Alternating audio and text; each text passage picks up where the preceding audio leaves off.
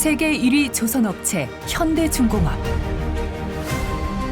1971년 조선소도 없고 선박 건조 실적도 없던 현대중공업의 정주영 회장은 영국의 조선회사 A&P 애플도어 찰스 롱바텀 회장을 찾아가 선박 건조를 맡겨달라고 한다.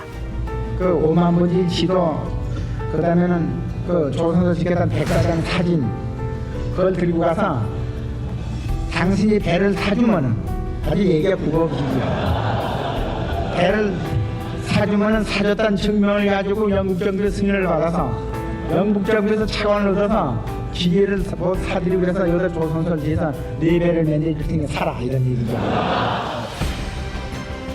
정주영 회장은 무슨 자신감으로 그렇게 했던 것일까?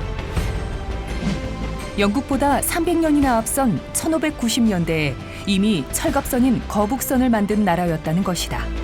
이 제안을 롱바텀 회장이 받아들임으로써 현대중공업은 조선소를 짓는 동시에 상선을 건조하게 되었다. 현대중공업도 초기에 1972년도에 백사장밖에 없었거든요. 조선소도 없는 상태에서 조선소 건조하고 1호선인 그 유조선을 같이 동시에 건조하는 사상 유례없는 그러한 창조적인 신화를 이루어 나가는데,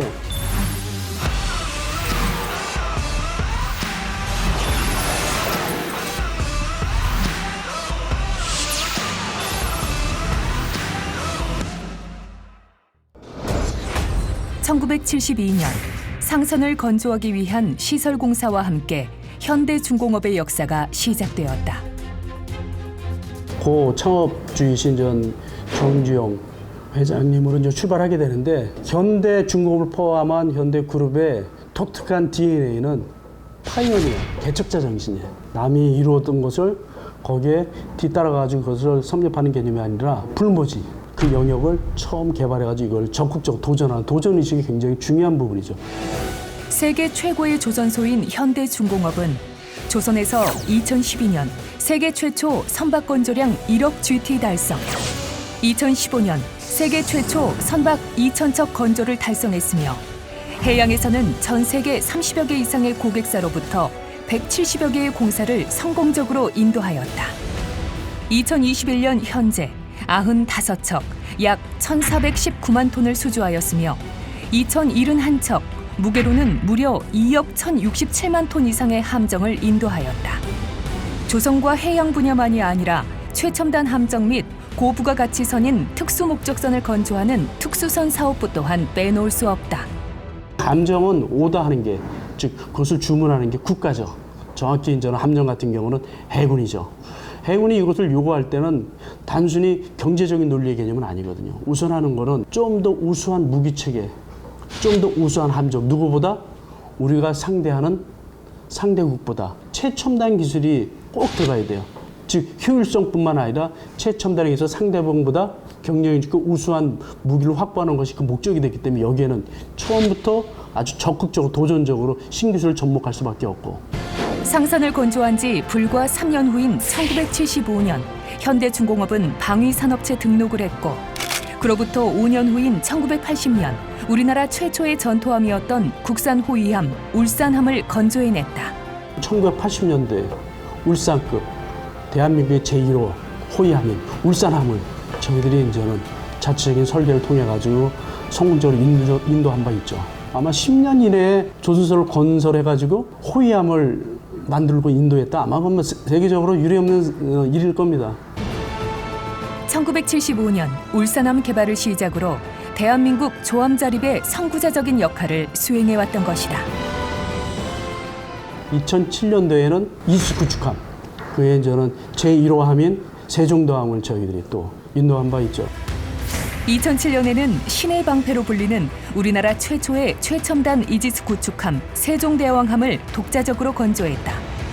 국산 전투함을 만들기 시작한 지 30년도 되지 않아 세계적으로는 5번째 이지스 구축함을 건축하는 비약적인 발전을 이룬 것이다.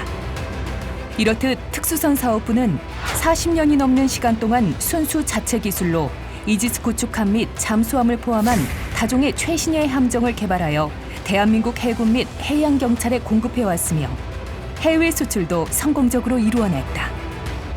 1988년 뉴질랜드 군수 지원함을 시작으로 다수의 지원함을 갖다가 수출을 한 바가 있습니다. 2018년도에 필리핀 해군으로부터 호위함 2척을 수주를 해서 2010년과 11년에 성공적으로 인도를 하였습니다.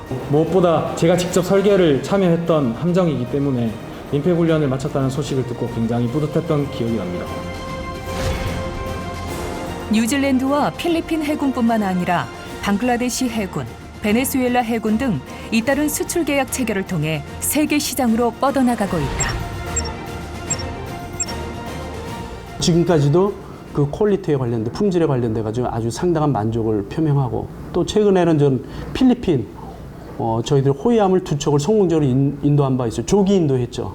코로나19로 인해 가지고 여러 가지 어려운 상황에서 저희들이 어떤 국가적인 차원에서 구호품을 같이 보내가지고 아주 훈훈한 사례도 있고 방역 마스크라든지 그다음에 진단 키트라든지 그런 것들을 다 넣어가지고 그거와 동시에 이제 그 인도가 됐었어요. 그래서 제가 듣기로는 필리핀 현지에서 아주 그 기사화가 많이 됐고 그 뉴스에도 많이 나왔고 군수 지원함 등 지원함에서 출발한 수출은 현재 전투함까지 점차적으로 확대되고 있는데 군함의 특성상 함포, 미사일 등 다양한 무기 체계가 탑재되어야 하고 탑재 무기들이 외국에서 제조한 것이면 해당 국가의 승인을 받아야 수출이 가능하기 때문에 수출이 까다로운 편이다. 또한 수출이 된다고 해도 외국 무기나 장비가 많으면 수익을 내기가 쉽지 않다.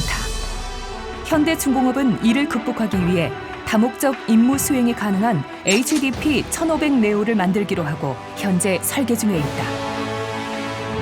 OPV는 오프쇼어 페트롤 베셀스의 약자로 원해까지 나가 해상 초계 작전을 수행할 수 있는 경비함이라는 뜻이다. 즉, 원해 작전 경비함인 것이다. 원해 경비함은 1,500톤급이고요.